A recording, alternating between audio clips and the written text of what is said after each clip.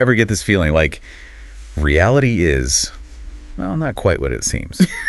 Like we're living in some carefully constructed illusion. It's funny you should mention that. Really? Yeah. The notes and articles you sent over, it's like they're all asking that same question. Like, what if everything we experience is some kind of, I don't know, a magic trick? Don't worry, it's not just you. I've been diving into the materials. I started with articles and some philosophy, even a little David Cronenberg. Right. And wow. Yeah. What's really striking is how all these sources, even though they're from totally different fields, they all seem to question this basic assumption, this idea that we see the world directly, as it truly is. Okay, so like we're not seeing reality, but some kind of filtered version of it. Right. Like what if our senses, shaped by everything from ancient philosophy to like latest tech, what if they're actually more like spectacle machines? I love that analogy, spectacle machine. And not just the ones we wear on our faces, right? Exactly. Think about it. From those like elaborate sets in ancient Greek theater, all designed to like evoke very specific emotions, Oh, yeah, totally. to the fully immersive VR experiences we have today. I mean, humans have always found ways to captivate the senses, but these sources, they're asking, at what point do those spectacles, those extensions of ourselves, at what point do they actually become our reality? Okay, I can already feel my brain doing backflips. And one name that keeps popping up in your notes, Marshall McLuhan. He was onto something huge back in the 60s, wasn't he? Absolutely. You've probably heard his very famous phrase, the medium is the message. McLuhan argued that it's not just the content we consume, but the medium itself that shapes our understanding. He even had his own unique definition of medium, seeing it as any extension of our senses or physical abilities.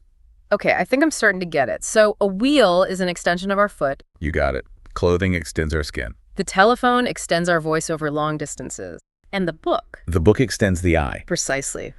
And each of these extensions, these mediums, transform the human experience in some way. That's the message, the change itself. That's such a mind-blowing concept. Every new technology, every new medium, it acts as an extension of ourselves. Right, right. And these extensions, whether we realize it or not, they change how we experience the world and even how we understand ourselves. One thing people often miss with McLuhan is how he used a mosaic approach. Oh, how so? His books, they weren't your typical linear arguments. You see, he actually believed that linear thinking was part of, what did he call it, the typographic trance of the West. Huh, interesting. So he structured his work to kind of mirror the very media landscape he was analyzing. He's pushing us to experience media on its own terms if we really want to understand it. I'll be honest. When I first saw Hot and Cold Media, I thought we were talking coffee. Yeah. But then it clicked. It's about how much the audience has to participate. Like high-def TV versus a graphic novel, or early television with its flickering images. Perfect example. Yeah. One washes over you, the other you have to actively engage with. So with a cartoon, your brain is more active creating the connections. It's lower definition, requiring the viewer to fill in the gaps with their own imagination. While a photograph is more about passively taking in the image. Right. It changes how it lands, how we process it. It's like he's saying, don't just watch the screen. Think about the screen. Mm. This distinction was crucial to understanding how media impacts our senses. And these extensions, whether we realize it or not, they change how we experience the world and even how we understand ourselves. He argued that each medium affects the balance of our senses, what he called our sense ratios. Sense ratios. Break that down for me. Imagine your senses are like a mixing board. Depending on the situation, you're raising and lowering the volume of different inputs. Sight, sound, even smell. Okay. You walk into a bakery, suddenly your sense of smell is cranked up. Okay, I get it. Our brains are doing all this background work to help us navigate the world. Uh-huh. Which I guess makes sense, but I never really thought about it like that before. It's like when you're driving and need to focus on directions. Yeah. You instinctively turn down the radio, right? Yes, exactly. You're adjusting those sense ratios, to use McLuhan's term, without even realizing it. He even thought the electronic age, with its cooler media, could help us return to a more balanced sensory experience. You mean like the way our ancestors experienced the world before books and screens? Exactly. He believed the printed word made us more visually dominant, more linear in our thinking. He saw the potential for electronic media to free us from that, to return us to a more holistic way of experiencing the world. More akin to pre-literate societies. That's a pretty radical idea. So, more late-night TV, less reading by candlelight. Yeah. Just kidding. It's kind of unsettling when you realize how much is happening below our awareness. Precisely. And here's where it gets even more interesting. McLuhan is famous for his ideas about media, but what's often overlooked is his spiritual side. Oh, really? I didn't know much about that. Yeah, he was Catholic, and he believed that this electronic age, while it could be overwhelming, it also gave us this chance to wake up from that kind of sensory sleepwalking. To become more aware of how all this stuff is affecting us. You mean? Exactly, to become aware of how these extensions are shaping us. Wait, I have to hear more about this. You mentioned McLuhan's Catholicism. Yeah. And didn't he believe he was, actually communicating with the Virgin Mary? He did. It's something he mostly kept private, but it adds this really fascinating dimension to his work. He saw the potential for technology to connect us on this deeper level, maybe even to the divine. Whoa, hold on. Are you saying this media theory giant, he thought he was getting downloads from the divine about television? It seems that way. But he was also really aware of its power to, to numb us, to trap us in this kind of techno trance.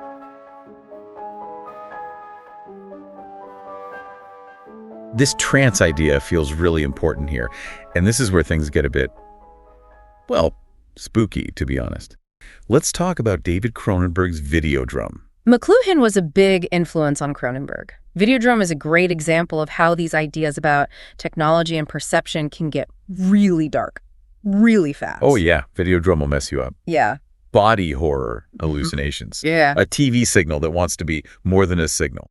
Those pulsating, fleshy VHS tapes. Yeah. That blurring of the lines between the tech and the human body is classic Cronenberg. Yeah. But it's also pure McLuhan. The main character, Max, is obsessed with finding the most extreme content, convinced it's the future of television. And as McLuhan said, this constant bombardment, it can numb us, make us more vulnerable to manipulation. He called it a type of somnambulism, like sleepwalking through a world saturated with media. So we get so used to being bombarded that we become desensitized to the very forces that are shaping how we think and act. Exactly. We become almost disembodied from ourselves in the process. That search pulls him into a world where reality itself starts to break down. And his body physically starts to change, right? Like the TV is rewiring him from the inside out. Side note, still holds up as a terrifying visual. Exactly. Yeah. The film taps into this anxiety about technology's power, not just to influence our minds, but to literally reshape us, to the point where you can't tell where the person ends and the technology begins. Which, given all the advances in VR and AR these days, suddenly feels less like fiction and more like a terrifying premonition. And there's so much eye imagery in the film, it feels very deliberate, especially with McLuhan's idea of the eye being extended through media. Oh, absolutely. You've got Spectacular Optical, the company behind it all, using glasses and tech to manipulate what people perceive. They even have that tagline, "Love comes in at the eye." Which I think is a play on a W.B. Yeats poem. Yeah.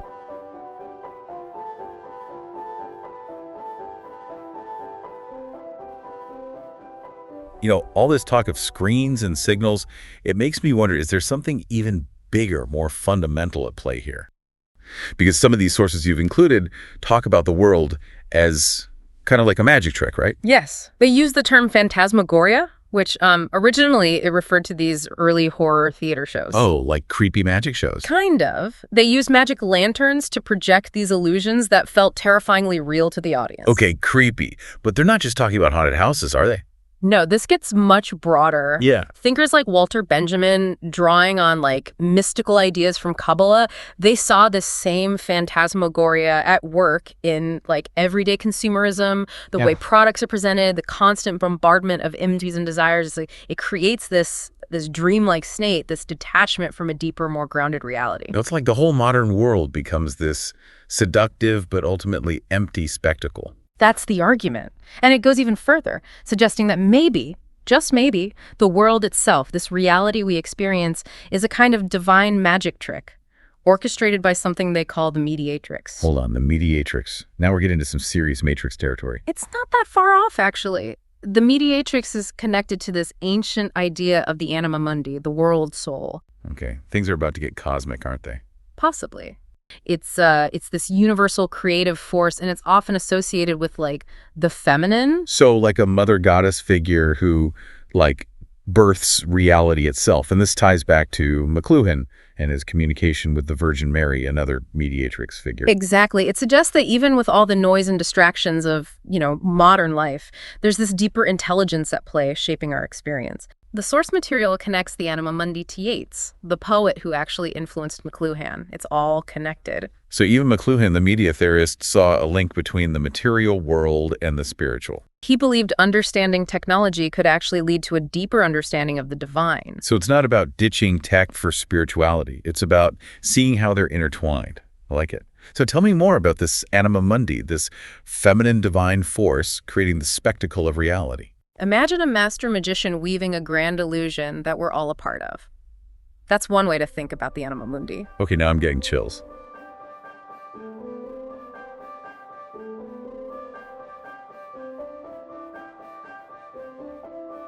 I mean, if we're diving into the cosmic row, let's really dive in.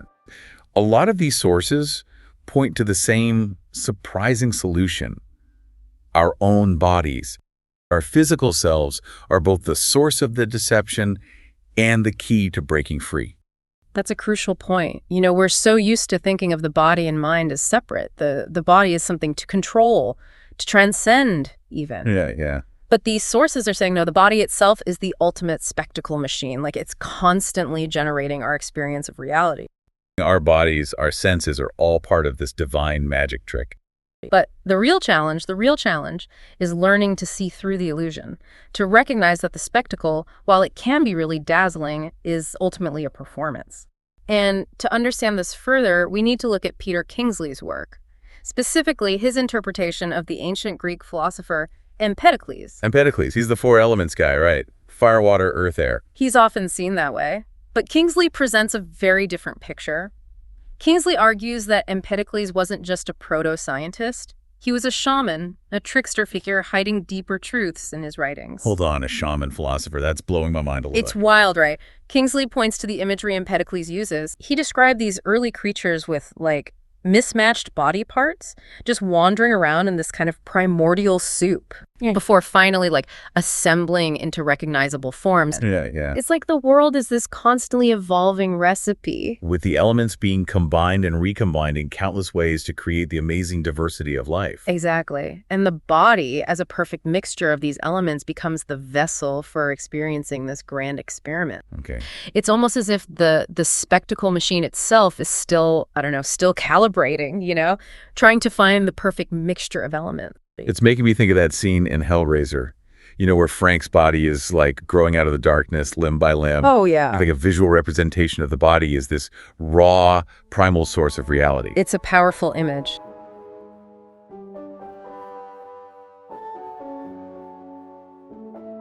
So our bodies are these incredible, complex machines capable of producing this vivid experience of being alive, of experiencing reality. Right. But they're also incredibly vulnerable to being manipulated, to getting lost in the spectacle. Exactly. And for centuries, different traditions have warned against this. Think about it. Asceticism, Gnosticism, even Descartes' mind-body dualism. Yeah. They all, in different ways, they tell us that the body is something to be controlled, transcended, or even escaped from. Which is so different from what I'm getting from these sources. It sounds like they're saying the body isn't the enemy. It's actually the ground of knowing. Yes. Like when Eckhart Tolle says, the body is your doorway to enlightenment. But it seems like Kingsley, this scholar, he's obsessed with ancient Greek mysticism. Right? Yeah. He takes this even further. He does. Tolle emphasizes being present in the body, connecting to it in the moment. But Kingsley suggests we need to go deeper than just being present.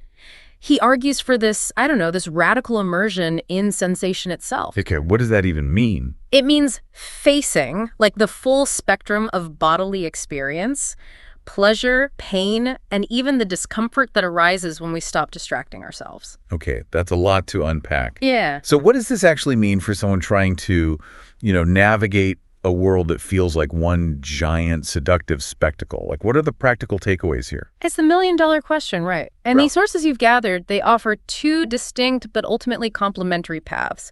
One is focused on navigation, the other on what Kingsley calls sinking. Okay, let's start with navigation. How do we become more aware of the spectacle, more skillful at seeing through the tricks? Kingsley uses this ancient Greek word, metis, to describe the kind of cunning wisdom we need to navigate this illusory world. It's like we have to be tricky to see through the tricks, you know? I like that.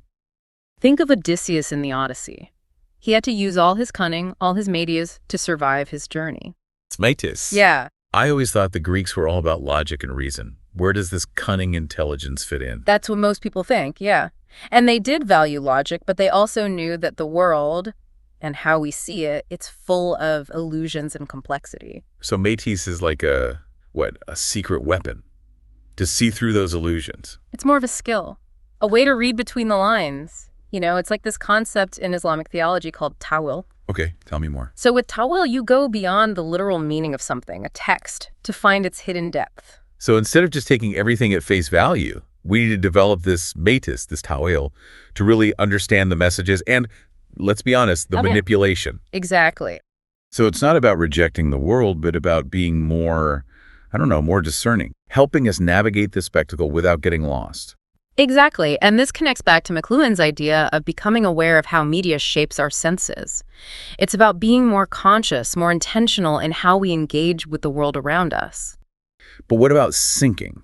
What does that mean? Syncing is about cultivating a deeper connection to the body itself. It's about turning our attention inward, not to escape the world, but to find a ground of stability within it. We become aware of sensation as the very source of our experience. So it's kind of like meditation.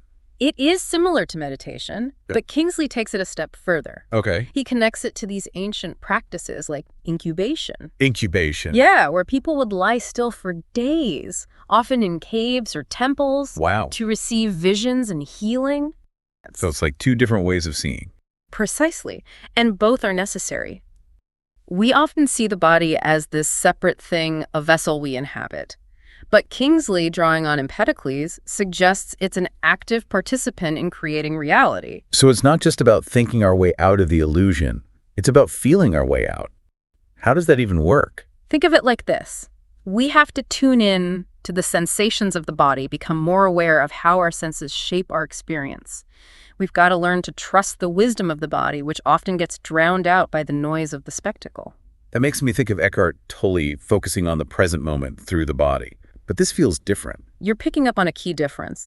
Tolle's message can be a bit, paradoxical. He wants us to break free from clock time, but then creates these time-bound goals for his audience. Like his books, his seminars, they all exist within time. A little contradictory. Exactly. He's advocating for a life outside those limitations, but his teachings, especially about self-improvement, they kind of bring those limitations back. It's like he's trying to lead us out of the spectacle machine, but ends up creating another one, just one focused on mindfulness. So he's accidentally adding to the very thing he's trying to help us get away from. It's not about blame, really. More about recognizing how complex all of this is. Even when we're trying to get beyond the spectacle, we can end up caught in new ones.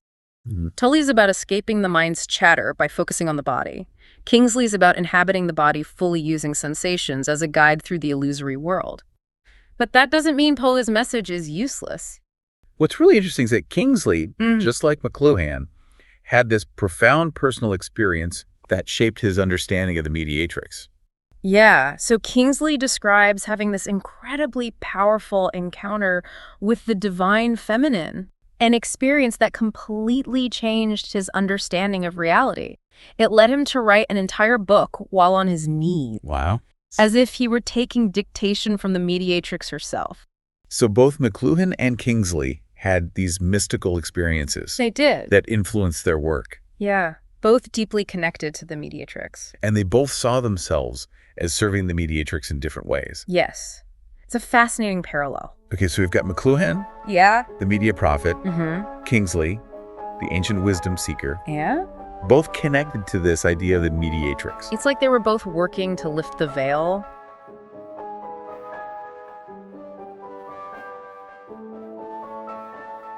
This is all starting to click, but I have to be honest, facing the horror show of the world, as you called it, can be intimidating. And this idea of sinking into my body, feeling all those sensations without distraction.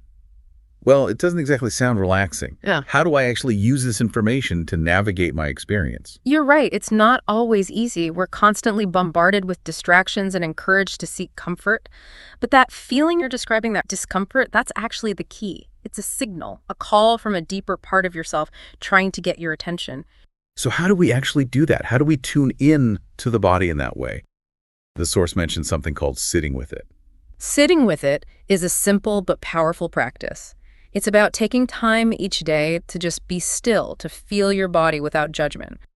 This one really resonated with me. It seems so simple, but I can already tell it could be really profound. How does it work? It's pretty straightforward, actually. You set aside a few minutes each day, find a quiet space, and just sit with your body. Feel whatever sensations arise without judgment, without trying to change them. The point isn't to, transcend the body or anything. It's more about listening to it, allowing it to speak. It's about facing whatever comes up, discomfort, boredom, even pain. These are things we usually distract ourselves from with the spectacle.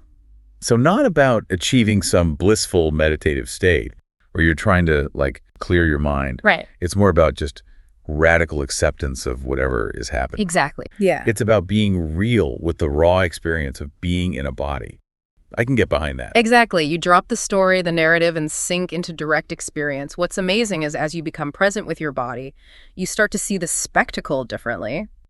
But I have a feeling it's harder than it sounds. It definitely takes practice. Yeah. Our modern world is designed to distract us, Yes. to keep us from feeling anything too deeply. Right. We're constantly bombarded with stimulation, with things to do, with ways to escape the present moment. That's so true.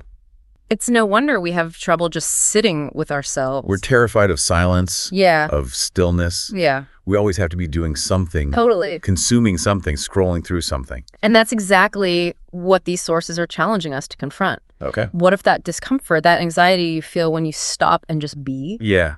What if that's actually a call from something deeper within you? Whoa. Something more real than all the distractions. You're saying that my discomfort, my anxiety could actually be a message Yeah. from the depths of my being. This is feeling less like an escape from reality and more like coming home, like coming back to ourselves. I love that way of putting it. And it makes me think about Videodrome again. Remember Nikki, the character Max becomes obsessed with? Oh yeah, Nikki, mysterious, dangerous, and kind of mesmerizing. Yeah. I'm seeing some connections here. In the film's climax, she becomes Max's guide, leading him through this intense transformation. She tells him death isn't the end, that he has to let go of his old self to embrace something new. And that whole sequence is so surreal, so disturbing, but also hopeful. Like there's something beautiful about it, even though it's terrifying. Exactly. I think it connects to the ancient Greek myth of Persephone, the goddess who became queen of the underworld. Oh, right, the whole death and rebirth cycle. So Nikki is like a modern-day Persephone guiding Max through his own symbolic death and rebirth. Exactly. And that links back to the Greek concept of the underworld. But we're not talking about Hades and all that, are we? What does the underworld really mean in this context? Not a physical place, more like a realm of pure sensation, raw, unfiltered experience. It's in all of us. And we tend to avoid it because it's where we meet our anxieties, our fears. And just like those characters in Videodrome, we've got to choose. Are we going to be eaten alive by all that, or learn to move through it with awareness? There's a lot to unpack there. There really is. And what's interesting is that the source suggests Nikki might even represent the anima mundi itself, that force of creation and destruction that's always at play. Mama Matrix, most mysterious, as James Joyce put it. Which brings us to what I think is the most important takeaway from all of this. The ultimate spectacle machine isn't some gadget or even our culture. It's us, our very selves. So we're not just puppets in some cosmic play. We're the puppeteers, too. That's the paradox.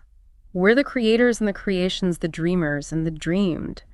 Our senses, thoughts, emotions, they're all part of this intricate machinery that's constantly generating our experience of reality. We're not just observers of the world, we're active participants in this cosmic dance. It's like we're all walking embodiments of this cosmic drama. This interplay of creation and destruction that's happening all around us all the time. And the key to understanding this drama, To finding our place in it, lies in reclaiming our connection to sensation. not just the pleasant sensations, but the full spectrum of experience, the good, the bad, and the uncomfortable. The source mentioned how Empedocles saw our senses as pledges, as invitations to be fully present in the world. It's not about analyzing or judging our experiences, but about simply being open to them. Letting ourselves be touched and transformed by what we encounter. That's beautifully put. And that transformation often begins with discomfort. Those moments of pain, of anxiety, of fear, they can shake us out of our complacency, out of our comfortable illusions. And force us to confront the deeper reality of our existence. It's like the body becomes a doorway, a portal to a deeper understanding.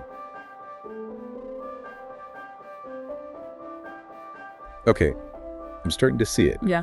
But if we're all walking around with these built-in spectacle machines, are we doomed to a life of illusion? Is there no escape? That's the question, isn't it? But remember metis, that cunning intelligence and the practice of syncing. Those are the tools that allow us to see the machinery at work, to become aware of the illusions we're creating. So it's not about shutting down the machine, it's about learning to operate it with more awareness. Exactly. Think of it this way. Your thoughts, your ideas, they're always filtered through, your past experiences, your beliefs, your cultural conditioning. But sensation, that raw, unmediated experience, that's the ground of all knowing. By learning to listen to your body, to feel what's happening in this moment, you tap into a more direct, more primal form of intelligence. Using metis and towel to decode what we find and avoid getting lost in the spectacle of it all. And you never know what you might find in that inner landscape. You might just find that the most amazing spectacle of all is within you, waiting to be discovered. But it also sounds a little scary. It can be. Like, what if I don't like what I see when I sink into the depths? Yeah, what if it's all just darkness and pain? Right. That's a valid fear. Yeah. And the sources acknowledge that the darkness can be intense, even overwhelming at times. Yeah. But they also remind you that you're not alone in this journey. So there's support. There's guidance available. Okay. Think about the figures we've encountered. Yeah. The Virgin Mary speaking to McLuhan. Uh-huh. Persephone guiding Max in Videodrome. That unnamed guide in Parmenides' writings. Yeah. They all point to a deeper intelligence, a wisdom that's available to you. And maybe by connecting with that deeper intelligence, Yeah. with the source of the illusion, Mm-hmm. I can start to see the spectacle. Yeah. Not just as like A distraction. a distraction, a manipulation, Mm-hmm. but as like, As a gift. really? Yeah. How can you see something like Videodrome Right. with all its disturbing imagery Yeah. as it gets? It's true. Videodrome is intense. Yeah. But it's also a powerful reflection of the reality we live in. So maybe the gift is in the awareness. Yes. Wow, that's fascinating. So sit with it is like our gateway to this, like deeper intelligence, to a more authentic experience of reality. That's the idea. It's a practice, a way of slowly rewiring your, habitual patterns of learning to trust the wisdom of your body. And this wisdom, as your sources suggest, has the potential to not just help you navigate the spectacle, but to fundamentally change your relationship to it. The spectacle isn't just something you watch. Yeah. It's something you embody. Through that embodiment, through sinking into the depths of yourself, Yeah. you can potentially discover a new way of being, a new way of experiencing reality. It goes against our modern conditioning. Which tells us to always be doing, striving, achieving. But in that stillness, in that surrender, we create the space for something remarkable to happen, It's like we're hitting the pause button on the spectacle. allowing the dust to settle so we can see more clearly. Precisely. Yeah. So we've covered a lot of ground here, from McLuhan's Mosaic books to the wild world of Videodrome to Hellraiser to Sit With It. We even went all the way back to ancient Greece. It's quite a journey. It is. It's amazing how these sources from such different fields all converge on this idea that the body is not the enemy, but like the key to understanding reality. What's truly remarkable is that this understanding, this shift in perspective, is available right now in this very moment. It's not about escaping the world, but about learning to inhabit it in a new way, with more awareness, more presence, and a deeper appreciation for the incredible spectacle machine that is your own body. And I think that's where all of this leaves us with a very profound question. Hit me with it. What's the question that's going to keep me up tonight? If reality is a kind of illusion, a projection generated by our senses, can we learn to recalibrate our perception? Can we see through the spectacle and experience a deeper, more authentic truth? Whoa. That's a question for the ages. I'm guessing there's no easy answer. Not at all. But that's the beauty of this. It's not about giving you all the answers. It's about equipping you with the questions, the tools to continue exploring on your own, to become, as McLuhan might say, more tuned in to the world around you and to that incredible spectacle machine you carry within. Well, you've certainly given me a lot to think about. I don't know about you, but I suddenly feel the urge to go for a walk, to feel the ground beneath my feet and maybe turn off my phone for a few hours. Sounds like a wise move.